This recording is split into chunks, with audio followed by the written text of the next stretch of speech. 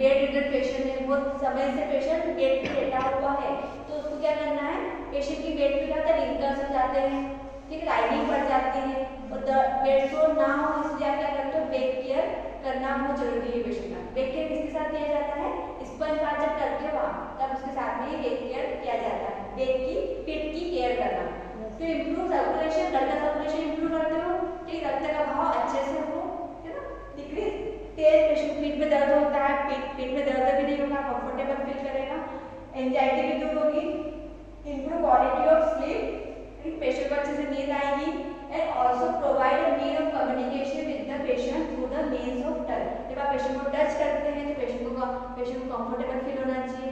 ऐसा नहीं कि मेल पेशेंट का आप बेड केयर दे रहे हो, ठीक है, तो आपको पहले ही पेशेंट को एक्सप्लेन करना है कि हम बेड केयर क्यों प्रोवाइड करते हैं, ओके, ठीक है, क्योंकि मेल के साथ में फीमेल्स कंफर्टेबल नहीं होते हैं, तो आपको जब भी आप बेड केयर देने जा रहे हैं तो आपको पेशेंट को पहले ही एक्सप्लेन करना है, आपको अकेले नहीं जाना है, आपके साथ में स्टाफ भी रख सकते हैं, आपके स्टूडेंट, आपके जो कलीग्स हैं वो भी साथ में रखना है। ऐसे नहीं बेड केयर करने आप मेल पेशेंट का अकेले जा रहे हैं, आपके साथ में आप किसी टीचर के ऑब्जर्वेशन में करेंगे बेड केयर, अकेले नहीं करेंगे, ओके।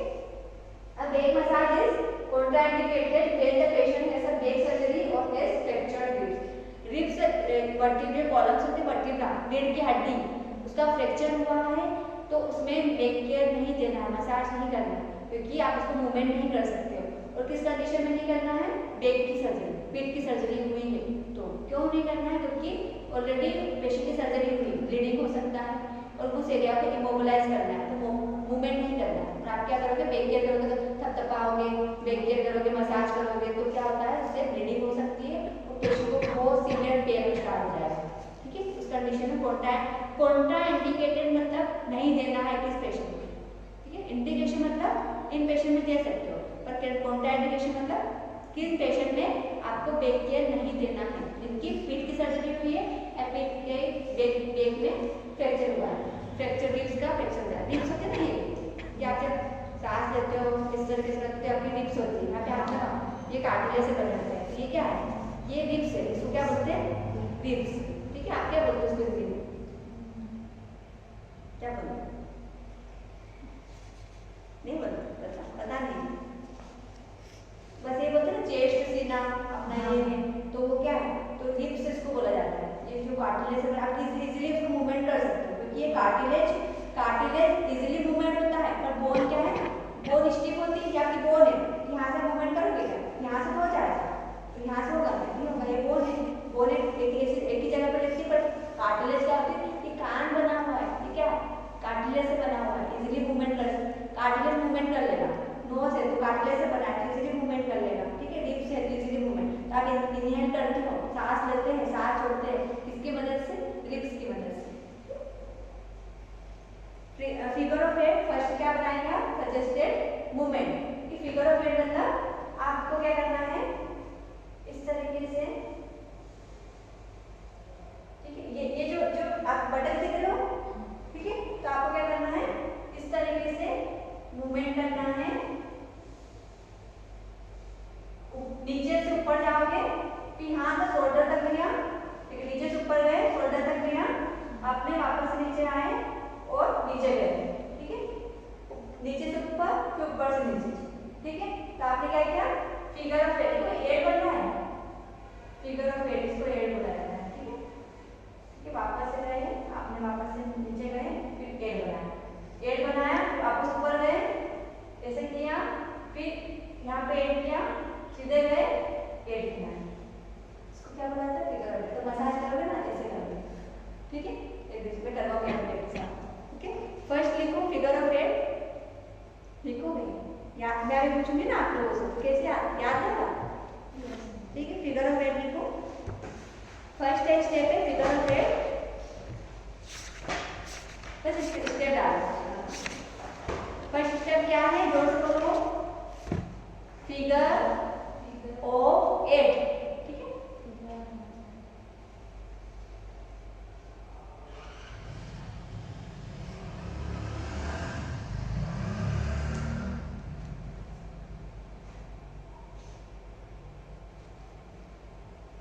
है। Second one is kneading, kneading क्या होगा, नीडिंग मतलब knead the patient skin by gently alternating grasping and compression motion petrissage. क्या बोलोगे? पेट्रिसेज बोलो। पेट्रिसेज, पेट्रिसेज। नीडिंग मतलब आप देख रहे हो किस तरीके से आपको ये जो है आपका जो दिख रहा है तब ऐसे लेना है और आपको क्या करना है? नीडिंग करना है, बैक पे नीडिंग करना है। ओके, इस तरीके से। क्लियर? नीडिंग। तो ये क्या होगी? मसाज होगी ऊपर से नीचे, ऊपर से नीचे आपको कहाँ से करना है? ऐसे ऐसे यहाँ तक, नीचे तक, बटक्स तक, बटक्स के ऊपर तक। तो इसमें नीडिंग। तो पहले क्या हुआ? फिगर ऑफ 8 बना है। सेकेंड स्टेप क्या है? Kneading. Okay, third step kneading को क्या बोलेंगे? नीडिंग को पेट्रिसेज। नीडिंग नहीं बोलना, पेट्रिसेज बोलना है। ये नाम बोलना है, petrissage. Petrissage also known as kneading. Okay, third one is long stroke. Long stroke. Petrissage के बाद में क्या होगा? इन्फ्लूरेज। इन्फ्लूरेज। लॉन्ग स्ट्रोक नहीं बोलना है, इन्फ्लूरेज बोलना है। लॉन्ग स्ट्रोक सीधे जाना है, वापस नीचे आना है। लॉन्ग स्ट्रोक इसको क्या बोलेंगे? इन्फ्लूरेज। बोलो। Effleurage relax the patient and lessen tension. Patient क्या करता है? आपने रीडिंग किया, उसके बाद में जो आपका बैक है उसको क्या फ्लैट तो करना है, उसको क्या करना है? रिलैक्स फील करवाना है ना। आप क्या करते हैं? इन्फ्लूरेज, लॉन्ग स्ट्रोक। लॉन्ग स्ट्रोक मतलब लॉन्ग स्ट्रोक ले लिया, ऊपर किया, नीचे आ गया। फिर ये था फर्स्ट क्या था? Figure of 8। ठीक है, सेकंड क्या था? Petrissage. Third one is effleurage and fourth one is tapotement and petting. Back है तो आपको क्या करना है? आप इधर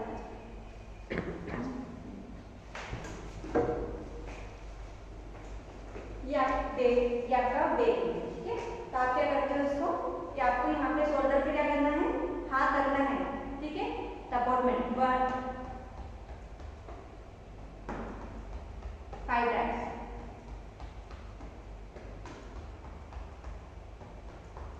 सेम आपको क्या करना है? इसमें भी आपको यहाँ पे होल्ड करना है। ठीक है, टैपोर्टमेंट 1 2 3 4 5 1 2 3 4 5 1 2 3 4 5 1 2 3 4 5। ठीक है, 1 2 3 4 5। आपने क्या किया? मसाज किया, अच्छा लगा? यस। ठीक है, इसको क्या बोलते हैं? टैपोर्टमेंट। ठीक है, आप जोर से भी कर सकते हो, पर इतना जोर से भी नहीं, पेशेंट को पेन फील लगा। ठीक है, आप टैपोर्टमेंट करते हो, आपको थोड़ा सा अच्छा लगता है देख के। Okay, next diagnosis bathing self care deficit. ठीक है, आप पेशेंट खुद का काम नहीं कर सकता है, इसलिए क्या करते हो? पेशेंट को सेल्फ केयर डेफिसिट मतलब खुद का काम नहीं कर पाना, तो आप क्या कर देते हैं? उनको बाथिंग देते हैं, साथ में बैक केयर देते हैं। रिस्क फॉर इन्फेक्शन, इन्फेक्शन से प्रिवेंट करता है। Disturb body image, body image ठीक रहे, क्योंकि पेशेंट का बॉडी दर्द होता है, पेन होता है। ठीक है, तो डिस्टर्ब होता है। Risk for impaired skin integrity, skin भी छिलने लगती है, तो आप उसको क्या करते हैं? पाउडर डालते हैं। ठीक है, और ऑयल डालते हैं। नॉलेज डेफिसिट, इनइफेक्टिव कॉपिंग, एक्यूट और क्रोनिक पेन। एक्यूट मतलब कम टाइम के लिए पेन होता है, क्रोनिक मतलब लंबे समय के लिए पेन बना हुआ है। एक्टिविटी इंटॉलरेंस, उसका काम नहीं कर सकते। फिर एक चीज बताना था, टैपोर्टमेंट एंड पेटिंग। टैपोर्टमेंट एंड पेटिंग कर दिया आपने, उसके बाद में क्या करते हैं? पाउडर। पेटिंग, पेटिंग भी करते हैं। पेटिंग का मतलब होता है पेटिंग। पेटिस खाया है सबने? पेटिस खाया है, उसको पेटिंग कर दो। पेटिंग, पेटिंग मतलब होता है पाउडर। आपने बैक केयर कर दिया, आपने कर दिया बैक केयर, उसके बाद में क्या करते हैं? पाउडर से पाउडर स्प्रे करते हैं। कहाँ पे? पीठ में। ठीक है, आपने उसे किससे मसाज करते हो? आप ऑयल ले लिया, या फिर कुछ ऐसा सोल्यूशन जो आपको डेलिकेटली मसाज करते हो। ठीक है, वो भी ले सकते हो, या बॉडी लोशन भी ले सकते हो, इससे आप मसाज कर सकते हो। ठीक है, उसके बाद आपने क्या किया? पाउडर ले लिया, पेटिंग, पाउडर डाल दिया और पेट को क्या किया? पेट में अच्छे से रख दिया, क्योंकि अगर ऑयल होगा तो क्या होगा? ऑयल रहेगा तो फ्रिक्शन हो सकता है। ठीक है, पेशेंट का वेट पे लेटा हुआ है, चिपकेगा आपको तेल जो भी आपके लोशन यूज कर रहे हैं। उसके बाद पाउडर डाल के पेशेंट को पेटिंग कर सकते हैं। क्या बोलते हैं? पेटिंग। बस हो गया करके। तो कितनी स्टेप थी अपने? Long stroke, first is long stroke, second one is petrissage, third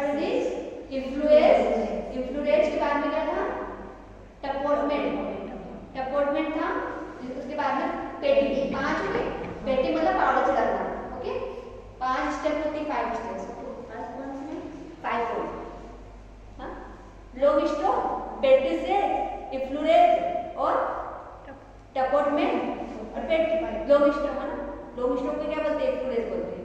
टपोटमेंट जो मैंने आपको करके दिखाया था, उसके बाद पेटिंग, पेटिंग मतलब पाउडर छापना, ठीक है। तो वेक्यर हो गया, ओके। डॉक्यूमेंटेशन आपको क्या करना है, किस तरीके से करना है? आपकी पेशेंट की 5 डेज नर्सिस डेली रिपोर्ट होता है, इसमें आप क्या करते हो?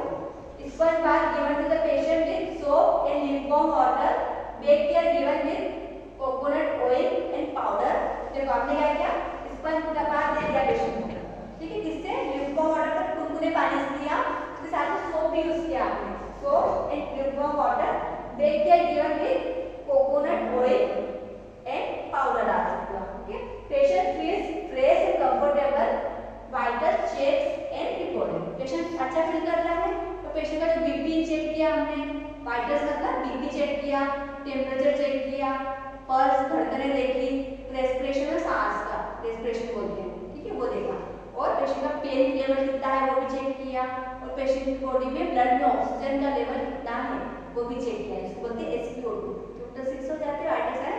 तो ये आपने क्या किया, vital sign check and report कर दिया। यहाँ पे आप लिख सकते हो बीपी कितना था, टेम्परेचर कितना था, पल्स कितना था, रेस्पिरेशन कितना था, SpO2 कितना था, पेन लेवल कितना है, वो भी आप लिख सकते हो। इतना क्लियर हुआ आपको?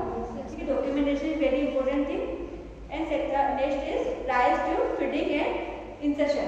अभी देखा नाक की नली डालते हैं पेशेंट को, सबने देखा पेशेंट को कि नहीं? तो सुना है, आपने देखा, आप लोगों ने भी देखा, सुना, टीवी में देखा। अच्छा, नाक में नली क्यों डाली जाती है? वो खाना नहीं खा सकते, खाना नहीं खा सकते, और पॉइजन किसी ने जहर पी लिया तो उसको भी नाक की नली डाली जाती है, ठीक है। और जिनके मुंह में छाले हो गए, मुंह का कैंसर हो जाता है लोगों में, ठीक है, उनको भी नाक की नली डाली जाती है। मुंह से कुछ चीजें नहीं ले पाना, जिसके कारण से आपको नाक की नली डाली जाती है, ठीक है। गले की सर्जरी होना, वहाँ पे भी